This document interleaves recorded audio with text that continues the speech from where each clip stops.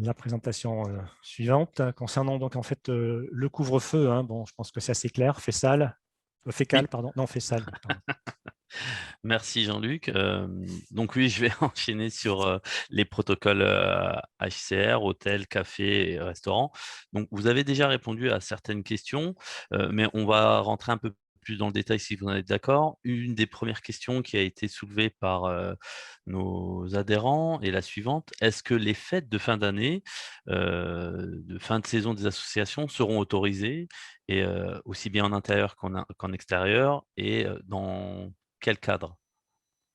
Alors là, on ne sera pas dans le cadre des protocoles du ministère des Sports, mais plutôt dans ce qui est assimilé aux fêtes, aux festivals et autres. Alors même si on est dans la même cohérence, puisque l'idée, ça a été vraiment de mettre en place des cohérences d'un ministère à l'autre, des jauges similaires et qu'on ne soit pas dans des choses qui soient complètement aberrantes, qu'on soit au ministère de la Culture ou au ministère des Sports.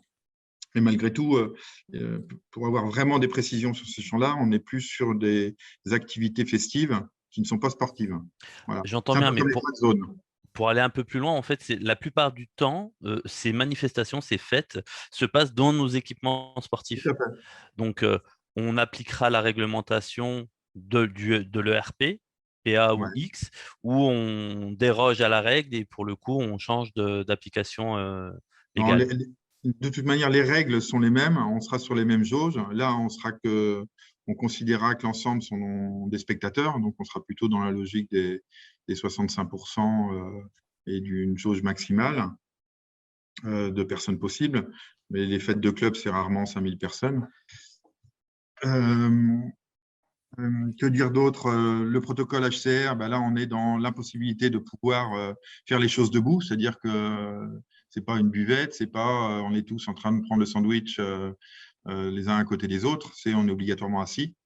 Et là, on est dans ce protocole HCR, c'est-à-dire la possibilité, oui, peut-être de se servir, parce que normalement, faut servir à table. Mais malgré tout, c'est assis et avec de la distance et 6 par maximum par table. Oui, comme vous l'aviez proposé tout à l'heure, avec un marquage éventuellement sur l'espace vert, en évitant les regroupements. Et je reprécise ce que vous disiez tout à l'heure, effectivement, avec un regroupement maximum de 10 personnes. Ah non, non, on est dans un ERP PA, donc c'est pas 10 personnes.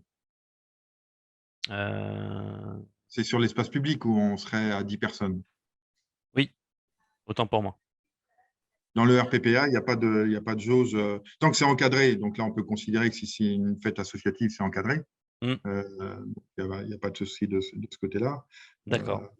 Voilà. Et nous sommes en train de faire évoluer le décret.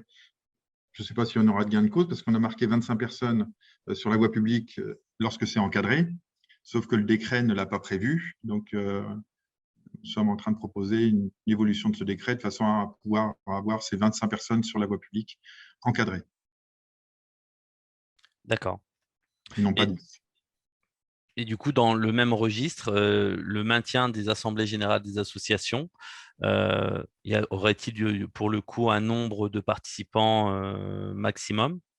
On est sur ces jauges de RPX, Hmm, distanciation obligatoire, donc le même protocole que pour les spectateurs. Donc, s'il y a 100 personnes, faut prévoir une salle au moins de 200 personnes possible et avec des points de circulation, enfin, la circulation obligatoire, l'identification des personnes, de façon à pouvoir avoir ce traçage. d'accord. Donc du coup, pour bien clarifier les choses, les gestions des clubhouse, des buvettes sont régies par la réglementation HCR ou celle des Oui, ERP X ou PA en fonction du lieu de ouais, mise en place. ouais, ouais. Et c'est vraiment HCR, c'est-à-dire qu'on ne peut pas avoir un fonctionnement de buvette traditionnel. D'accord, très bien. Voilà. Ouais. Donc, vous confirmez en fait, je lis une question dans le chat, vous confirmez donc la question de Vincent Varart, que je salue d'ailleurs, concernant donc les buvettes lors des compétitions qui sont bien soumises aux règles HCR. Oui, Hein, vous confirmez, hein, d'accord. oui, oui. Ok, on est d'accord. Ce qui n'est pas facile à organiser et pas Et très traditionnel. c'est C'est ça, on est d'accord. Dans le même registre de questions, un peu plus large, est-ce que les campagnes d'inscription des associations peuvent se tenir dans les ERP de type X? Et si oui, est-ce que cela rentre dans la FMI, la notion de FMI ou pas? Oui, on sera dans cette logique-là. D'accord, avec les mêmes cotations. OK, ça marche. Et évidemment, la distanciation, Oui, donc ça veut dire des marquages au sol assez nombreux et une organisation de l'espace qui est très contraignant.